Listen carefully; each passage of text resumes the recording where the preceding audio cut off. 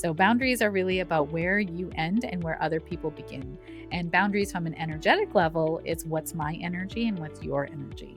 And there is nothing in the universe that says I must carry your energy. If you're an empath and you think I must carry the energy of others, you are very, very mistaken and actually super wrong. Welcome to the Story of Spirit podcast, where practical spirituality meets real life. Hi, I'm your host, Sheetal Story. I'm a psychic medium, grief support counselor, professional astrologer, and a human design reader, and of course, a law of attraction master coach. With my unique blend of spiritual and practical tools, I am here to help you align with your soul-led purpose and ignite a life that sets your soul on fire. In this podcast, we are going to explore the principles of energy, astrology, spirituality, and psychology to help you heal your grief and create an aligned life and business from the inside out. Whether you are looking to deepen your intuition, understand your cosmic design, or transform your business, this podcast is for you. Join me each week for insightful discussions, practical tips, and inspiring stories that will guide you on your journey to living your very best life. Don't forget to subscribe and follow us on Instagram at Sheetal Story or wherever you listen to this podcast. Let's dive in and start this transformative journey together. Welcome to the Story of Spirit podcast. Boundaries. Today, we are going to talk about a hot topic that many spiritual communities and spiritual leaders like to talk about: boundaries. And sacred boundaries, specifically loving without losing yourself.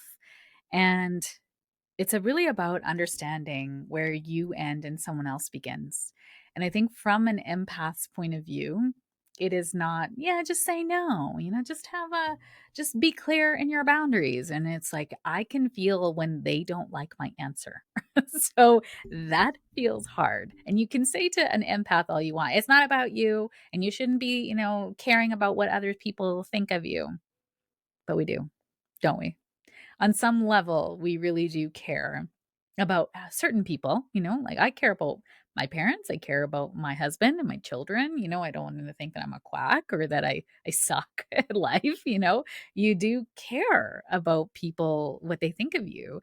And maybe, what I've done is created a smaller circle of who I care about, what that means to. I also love that Brene Brown quote of, it's about people in the ring. So if you're not in the ring or you haven't had success in a place that I'm looking for, then I'm really not interested. And I had a friend who was not very successful in entrepreneurship and tried to give me so much entrepreneurial advice. And I was like, I'm sorry, I'm just not interested. Like, thank you, but I'm not listening. I'm very particular in who I take advice from. And that's a boundary for me. And in, today's show, we're going to talk about show, like I have a TV show. I don't know, radio show. Is this a show? It's an episode, whatever. In today's show, am I manifesting something? I don't know. We're talking about boundaries and, have 5 signs of your boundaries needing to be strengthened. You experience these things in your life and you probably need a little bit of support. And then what you can do, what are boundaries? What are some of the things that you can think about and move through in a different way. And here's the beauty of being human is you don't have to figure it out tomorrow. You can sort it out as you go through life. This podcast is like a little classroom and you're learning in this classroom in a way that, I care about you and I'm speaking from my heart and I'm channeling this information for you because Spirit is saying this is the order I need to give it to you in. I have a list of a million different podcasts that I could be speaking on, but today Spirit said, nope, you got to talk about boundaries. And I was like, all right, because it is quite apropos. Because next week, Saturn is going to go retrograde from Aries into Pisces, and it's going to get very porous. Your boundaries are going to be tested yet again. So with Jupiter in Cancer, which is us wanting to, create safety and just nurture everybody, to now this Saturn moving into Pisces again, you are going to be asked to shore up your boundaries, or you're going to be tested about what do boundaries mean for you. So here are 5 signs that your boundaries need a little bit of strengthening. If you're breathing. No, I'm just kidding. But honestly, don't we all? I think, especially if you're listening to this podcast, you're likely very intuitive, or you're a spiritual woman, or a dude. You know what? We're equal opportunity here. Also, you're an empath. You can feel people's energy. You can feel on some level when you have disappointed someone, right? When you have said no and they're like, "Mm," and you're like, well, maybe I could do that for you. Maybe I could make that work. Just like, oh, welcome to being an empath, right? We can feel when we're disappointing someone else, and we have learned at a very early age that means that you don't belong, that you're not enough, that you're not going to get favor, that you're going to lose out on opportunities, that the people around you are not going to be well. So if they're well, then you're well. And if I take care of you, then you'll take care of me. And that's not always the case, right? It's that you're just taking care of everybody else. So, first sign that your boundaries are a little leaky is you feel emotionally drained after helping someone. So, no matter how much you give, it never feels like enough and you end up exhausted. Hands up if you have had a friend who has drained your energy. I'm raising mine if you're not watching me on YouTube. Um, you know, Welcome to being an empath, y'all. I mean, I've talked about this on this podcast many times, where I was the bad weather friend, right? I would be there for everybody in high school and junior high and elementary school. And then where were they when I was going through a tough time? Like nowhere, you know? And to be fair, I never really shared that I was going through a tough time because that's not the way I was built. I was built to be hyper independent, to look to myself to answer my own problems and not to other people. So I rarely share when I have a problem. And I think that's, reflected back to me even to this day. I was sharing a room with my dear friend. I would venture even to say like she's one of my closest and dearest friends for a festival that we were recently at. And I had an asthma attack in the night. And because I have asthma and I just, I wake myself up coughing. And if I can't catch my breath, I will cough and cough and cough until I throw up. And so I need to get my inhaler as soon as possible. And as soon as I can get my inhaler, it'll calm down my cough and I will be okay. Right. But what happens then is like all the phlegm will start to come up and I'm going all the time to try to like get it out. Right. So it's quite annoying. I annoy myself and I don't want to project that onto anyone else. And sleep is so important. Like sleep is one of my top values. So if you're sleeping, I'm not trying to wake you up. And so I had an asthma attack and I went into the bathroom and I coughed into a towel and took my inhaler and until it calmed down. Right. And then it took me a bit to get back because now my heart's racing and all this phlegm is coming up and I got back to sleep. And so in the morning, we woke up and she's like, how'd you sleep? I was like, not so great. I had an asthma attack. And she sat straight up in bed and she's like, Sheetal, why did you not tell me? And I'm like, because what are you gonna do? I don't know. What are you gonna do? Drive me to the hospital? Like I'm not in any need. If the inhaler didn't work and I still couldn't catch my breath, I would be, waking you up for sure. But I have maybe a higher threshold than, someone else maybe in terms of like when I ring the alarm bell, because there's so much of like problem solving. I had to problem solve, in my youth and I'm very self-reliant in that way, which is not a bad thing, but it can be a bad thing if you're not calling in support. So I said to her, I promise if I'm to have a medical episode of any kind and I need support, I will wake you up. Like I will. And she's like, okay, you sure? She gave me proper heck. Because that hyper independent piece is something that I'm still navigating. I was like, I don't, even to this day, I'm like, I'm not waking up, like if I'm dying, then okay, I'm turning blue. Let's, wake you up. But if I'm just going to take my inhaler, it's going to be fine. I don't need to wake you up. Like, yeah, truth. Don't you feel like that in your life? And she's like, no. I was like, okay, you can wake me up if you need support. She's like, well, I don't know now. I was like, no, you can. So, really interesting, when you think about needing support, like that's on the flip side of this. So I think, this feeling emotionally drained after helping someone being a sign of leaky boundaries. I am so aware as an empath of not causing that to others. Right. I don't ever want to drain anyone else's battery. So I kind of weather storms alone. And that's not okay. So now my it's hard, but it's something I do is I will call a friend and ask if they have capacity to support me, or I'll kind of talk to my husband, who's also my friend, about it. So, yeah, it's an interesting thing as empaths. We realize that people drain our energy and we don't want to be a drain on other people's energy, right? You can feel that. Number 2 is you say yes when you really want to say no. Oh, I feel this. You agree to things out of guilt, obligation, or fear of disappointing someone. And I don't have any problems with doing this in my personal life. I'm like, no, I'm not going to that. No, that doesn't feel aligned. No, I'm not attending that piece. No, I'm not buying a ticket for that. Like, I can really feel very strong of my no's. I feel very empowered in my no's in my personal life. In my business life, I don't want to disappoint people who need me. And that's a truth. It's a truth. And I think anyone who has a spiritual gift or has a healer ability, we have this feeling of we don't want to turn away somebody who needs us because we have these gifts for a reason. True? Does that feel true for you? Because it feels true for me. And as I speak to other healers and empaths and practitioners, it's that boundary piece is so hard. It's so hard because we want to help everybody, but we only have certain hours. We're trying to have a life. We're trying to create boundaries around our time. And it can be really challenging to say, no, I don't see clients on Mondays and Fridays. I have a client who I love dearly, and I gave her some Monday dates as availability because she can only see me on Mondays and Tuesdays. And she's like, I don't want to see you on Monday because I know that's your Monday is supposed to be off. And I was like, thank you for policing my schedule. And there are certain Mondays where I'm doing work anyways, so why not see you?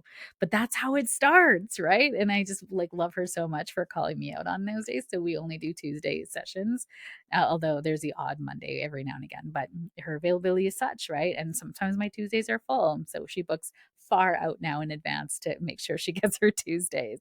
But it was a loving call out from a client who was like, "Girl, you're supposed to have this boundary." I'm like, "Ooh, I know. Thank you. Thank you. Thank you. I see it. I appreciate you." So you know who you are. Number 3 sign that your boundaries need strengthening is you take on other people's emotions. You feel responsible for fixing their pain, and their mood becomes your mood. In human design, if you have an open identity center, which is the diamond in the middle of the graph, the body graph, you pick up the energy of spaces and places so easily. People. So if your spouse comes home with a bad mood, you can pick up that bad mood and now you're in a bad mood. Hmm. I hear someone gasp because that is being an empath. You can feel the energy of people around you. And if you don't have awareness, it becomes your mood. And it used to be for me because I do have an open identity center. I'm meant to feel other people's mood and where their energy is at to help them, not take that on as my own. And I didn't learn that until, I mean, number one, human design really helped with that, but intuition development helped with that huge because now I can have up my white light boundary. I can understand this is not mine. I can send it back to my husband or friend with loving consciousness and I can sit with them in it, but not with them as they're in it, but not be in it with them. Does that make sense? It's a difference of being in the hole with somebody or being outside the hole and throwing them a rope and saying, "Here, when you're ready, I'm here. I can be a lifeline for you, but I'm not going to get in the hole with you." You know, and it's a really interesting thing to witness. I have a little empath in my house who picks up the energy of other people so easily. And when my husband's in a bad mood, then he goes into fawn, right? What can I do for you? Are you okay? And I keep having to say, it's okay for dad to be in a bad mood today. It means nothing about you. And that's just working through it on his own time. You're not responsible to be his healer, but he naturally flows into that, right? He's got a lot of open centers in his human design. So he picks up the energy of spaces and people so easily. And then he takes that on as a little helper of wanting to fill that. And it's not your job. It's not your job to take on everyone's emotions, and it's not your job to be everyone's healer. Allow them their process and space. And if they need your help, be there to support if you have capacity. You're going to hear me say that almost in every episode, if you have capacity. Not because you have to, because you can. Not because you should, because you can. Number 4 is you feel resentment and resentful toward people you love. You notice irritation building because you're giving more than you receive. I have done this in my friendships, and I'll be honest. When you feel resentment, it is actually a flag that you have crossed your own boundary. I'll say it again. It's hard to hear. The first time I heard it, I was like, you have crossed your own boundary. So resentment is actually resentment for yourself, not the other person. You have allowed them to cross your boundary. No one can cross your boundary unless you let them. Unless, of course, and this is excluding physical violence and physical assault. Okay. I'm just going to say that right there. It's not about physical, it's about the energy. So if you are, if you said yes to a bake sale to bake a whole bunch of cookies, and now you're like, oh, I don't have time, and now I have to go do the recipe, and now you're getting crunched, for time and space and all this stuff, and you're resenting the bake sale, you're actually resenting yourself because you crossed your own boundary of not looking at how much time it was going to take and what that means in your calendar. Okay. So if you said yes to help somebody, or you said yes to take a client, or you said yes to do an event, and now you're like, I have to go to this event on a Sunday. Who puts an event on a Sunday? And that's resentment. And that's you crossing your own boundary. If you want to take your Sundays off, that means no events on Sundays too. And that's okay. Why did you actually say yes? Because you didn't want to miss out, because you thought it was a good opportunity, but you realized that it's not, it's on a Sunday, but oh, I can do it this one time. I'm telling you things that are in my own head. So if they're here, I've had those experiences. You probably have too, right? Resentment is part of being human. And when you feel resentment, it's maybe because you've crossed your own boundary. And why? What is that about? And then number 5, you rarely prioritize your own needs. Hello, I see you. Put your hand up. I rarely prioritize my own needs. Your own rest, your own joy, your own well being are pushed to the bottom of the list. And if you have young kids, if you have dependents, if you have aging parents that are living with you, your needs will go to the bottom of the list. It is the way of it. And I think we must put ourselves somewhere towards the top when we can. When we can. Because I know what it's like. I know what it's like to have young kids that are not sleeping, or that are sick, or that they have a million appointments. And all of a sudden you're like, where did my needs go? And there's these people on YouTube and Instagram, and these influencers, you got to put yourself first, girl, you should be first on your list. And I'm like, shut up. You have no idea what it's like to be a mom, or to have a pet that's sick, or to have parents that are dying. You have no idea how much that calls of you, and you have nowhere else you can be. If you are in that position, you are meant to be the helper. Who, like, my kids need my help. They need me. There's no one else that's going to help them because they're my kids. That's my responsibility. They have to be the top of my list.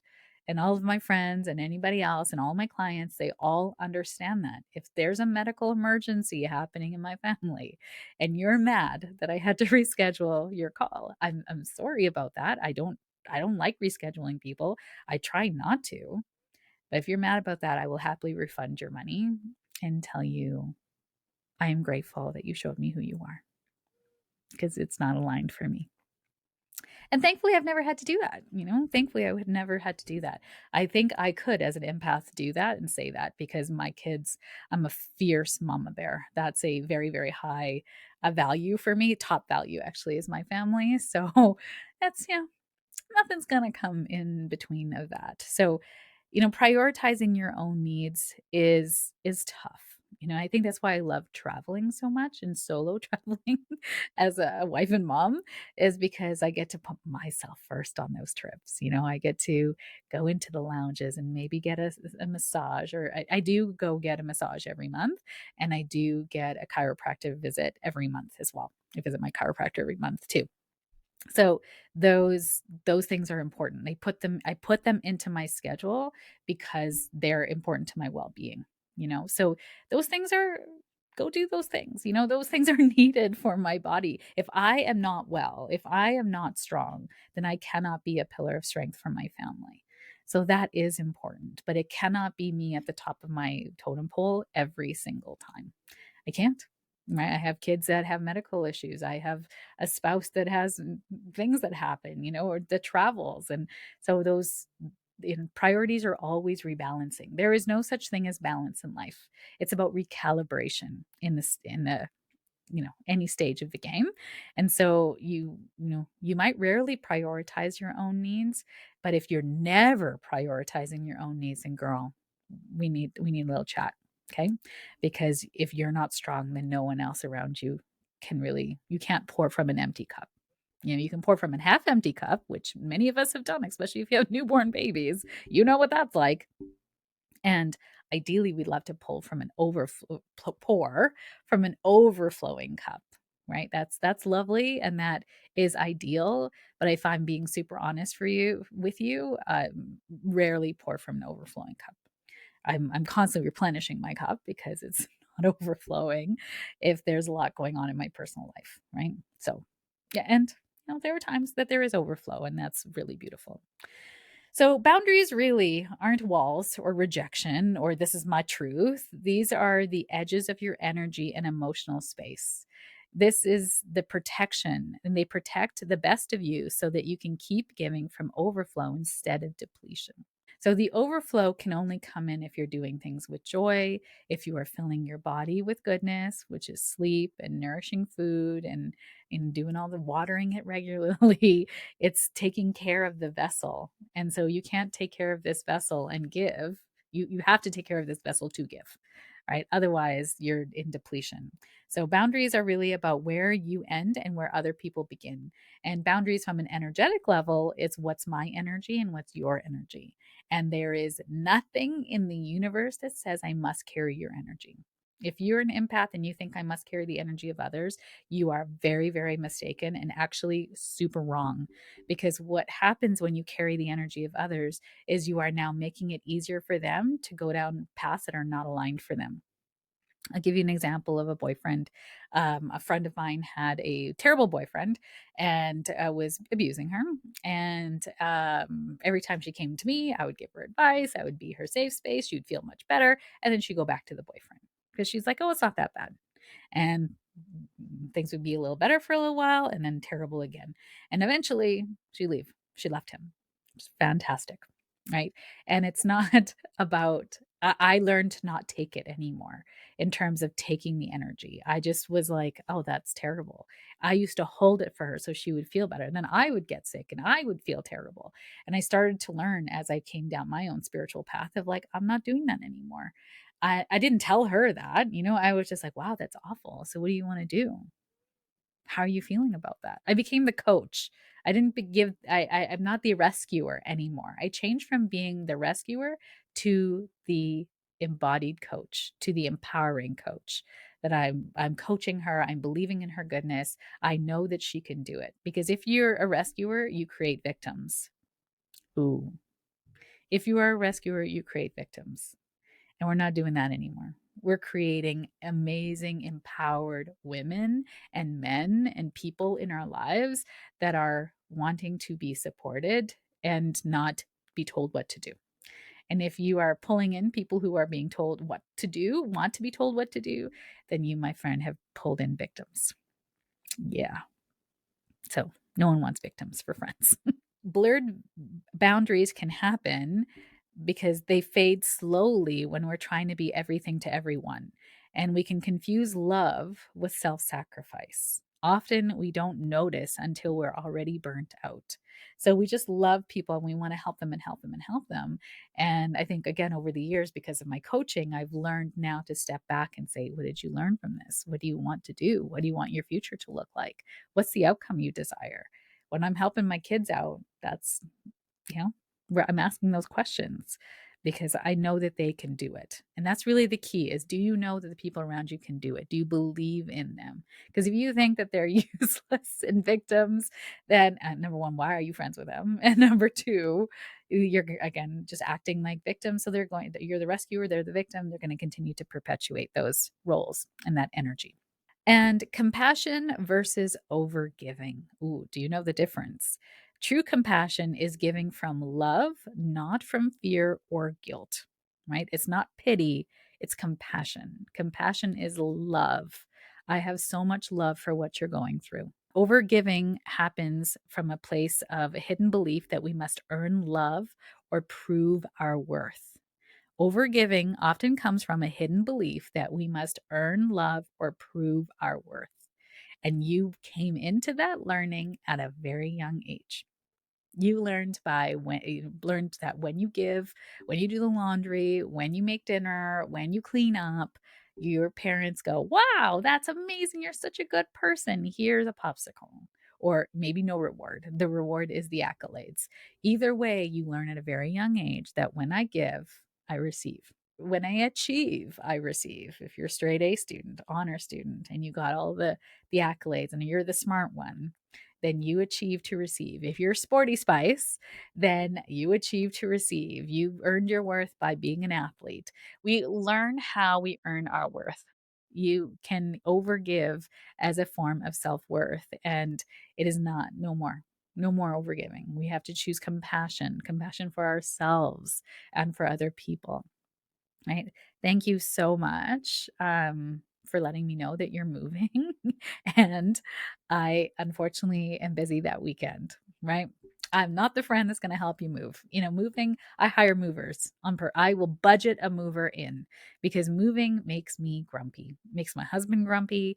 I don't want to do all those things. You know what? And bless, I will budget it. We will not move. We don't have money for movers, right? Of course, we'll do like the little things and stuff, but I'm not the person to help you move. I love you. And if you're probably one of my family or friends listening to this, I love you.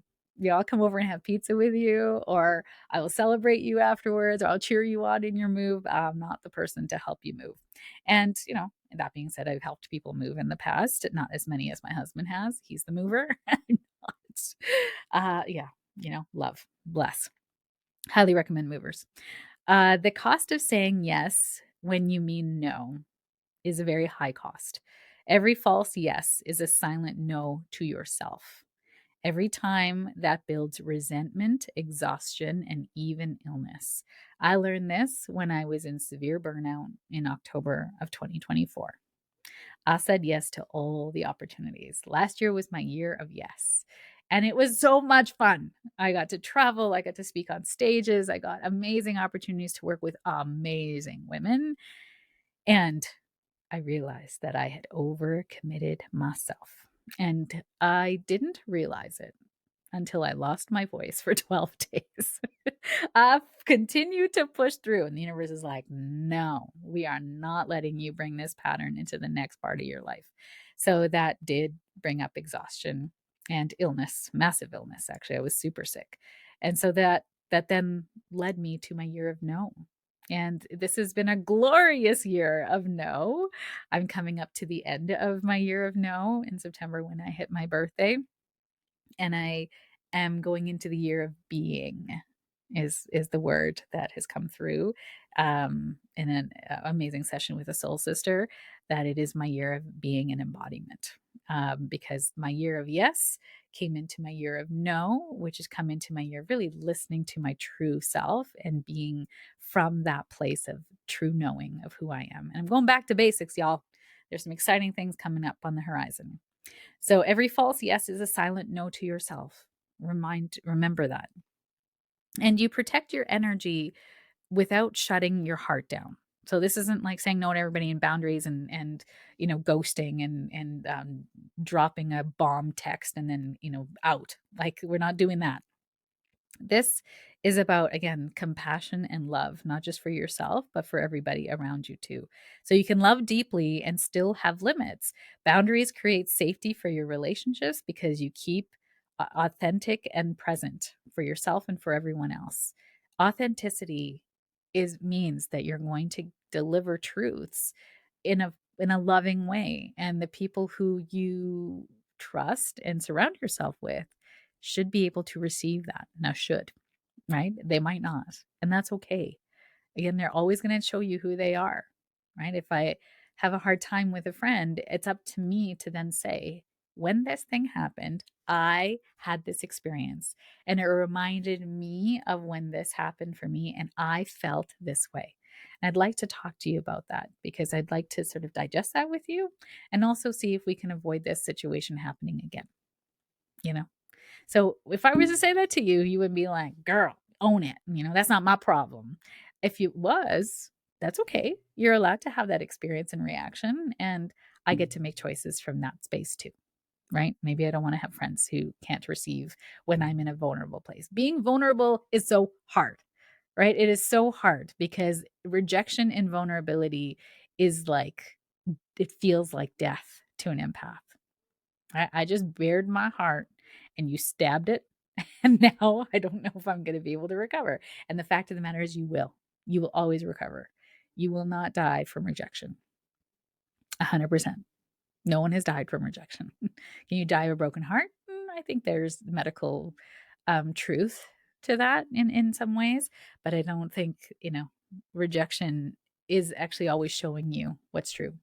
Right? It's always redirection. Rejection is redirection from the universe. So take that. Practical tools for sensitive souls. Start with a pause before agreeing to anything. I like to delay my yes. Can I get back to you on that? Let me check my calendar and I'll let you know. Let me send you some dates.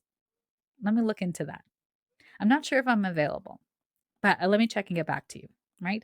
I love saying those things because it gives me space to contemplate. And really, like in my human design, I am a wait for clarity. The emotional wave runs high in this Sagittarius moon. Everything feels like an F yes, right? Everything is exciting to me. Everything feels like an opportunity that I want to say yes to. And then when I go away and I look at it in my calendar and I look at the commitment of it and the time and what I have to do to get ready for it, I play it through in my mind, all the next steps up till the thing taking place and seeing, does that feel true for me? And I let the wave ride itself out and then I sleep on it and I get back to someone the next day. So I contemplate a lot of things, things that I do, things that I say yes to. Very rarely do I get an immediate yes that I act on, but sometimes the intuition is so strong that it's a yes that I have to like act on it right away, and that's fine. But giving yourself space to pause before you agree is very helpful for empaths and for setting boundaries. Try a short grounding ritual in the morning. Journal about how you feel and when you're overextended and why.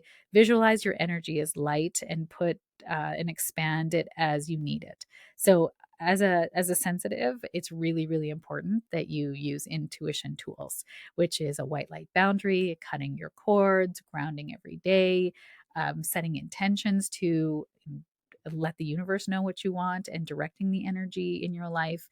It's not just willy nilly. If you set random, you're going to get random. And you don't want random, I'm telling you now. So if this is really like hit home for you, like these energetic tools are really, really important. And we teach them in Intuition 101. I have another class running at the last quarter of the year. I'm not sure, we are still putting it together, but if it's something you're interested in, just DM me or let me know, and I will put you on the wait list and send you details as it comes around, because those intuition skills are life skills. We do it, it's an experiential class. And then finally, strong boundaries really deepen your friendships. It's actually a very loving act for yourself and for others. When people who truly love you respect your space that you create, you then create authentic connection with others. Right? My friends know I'm not a deep lover of nature. True story. A really, really great close soul sister just bought a house with the fenced in nature area. Not it's like screened in, and she's like, "Sheetal, it's your place in my house. You can finally come and be in nature without being eaten alive by mosquitoes." I'm like, "I love you so much. I'm gonna live at that house for sure." But I just love that. It's like no one thinks that it's dumb or, makes fun of me for it or whatever. I mean, it is funny. Like mosquitoes truly eat me alive. And I am so allergic to outside that it's miserable for me to be outside in nature and stuff. And it's lovely, camping and stuff is not my thing. But I do understand it. And it is quite lovely to be in nature for a time. But then I literally pay the price afterwards. So my people know that and they love me for it. They know that I will bring luxury no matter where I go. And that's okay. It doesn't mean you can't love nature and be a camper and love the outdoors. And I might come for the day and hang out with you while, you do your thing. But I won't go be sleeping in your tent at night, No, that's not me.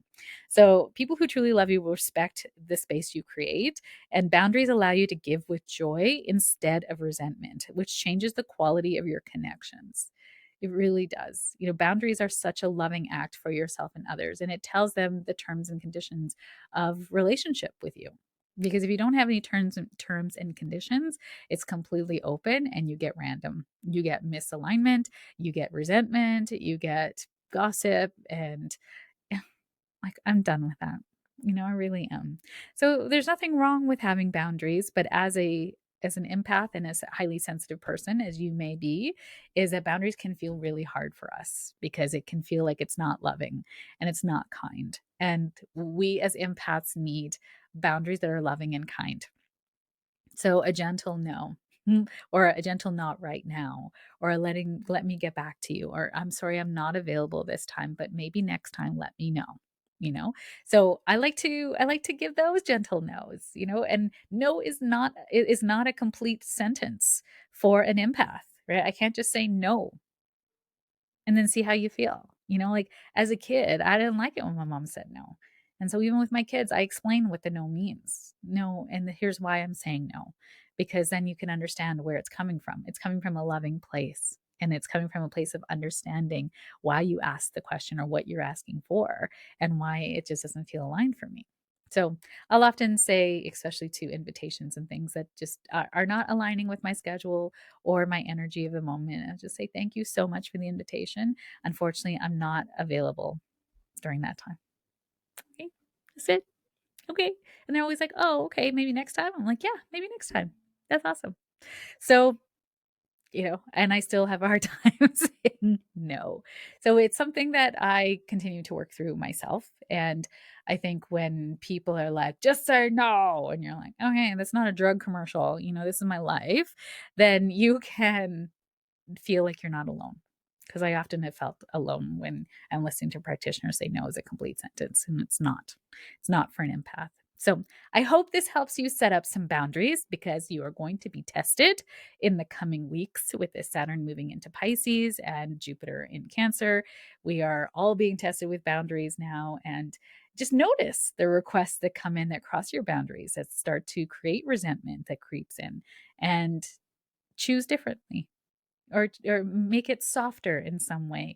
Just a little degree change can start to change the momentum of some of those things and create stronger boundaries in your life. Wishing you loving, kind boundaries and compassion for you and everyone around you, and a great week ahead. Thank you for joining me on this episode of the Story of Spirit podcast. I hope you have found inspiration, support, and practical insights to help you align with your soul-led purpose and live a life that sets your soul on fire. If you have enjoyed today's episode, please subscribe to the podcast, leave a review, and share it with a friend. Your support helps us to reach more listeners and continues to provide valuable content. I sincerely appreciate every share, and I know it is how most people find me. It is because caring people like you have shared me with them at the right and perfect time. For more resources, insights, and to connect with our community, please visit us at www.sheetalstory.com and follow us on Instagram at sheetalstory. Remember, your journey to a more aligned and vibrant life is just the beginning, and I am here to support you every step of the way. Until next time, stay aligned, stay inspired, and keep shining your beautiful light. This is Sheetal Story, signing off from the Story of Spirit podcast. Here's the legalese it's required by our lawyers. This podcast and the YouTube channel represents the opinions of Sheetal Story and her guests to the show. The content should not be taken as medical, psychological, or financial advice. This series is informational and entertainment purposes only. Because each person is so unique, please consult your healthcare professional, your mental health dream team, your financial advisor, or anyone else that's an expert in the field in where you are thinking of making big choices in your life.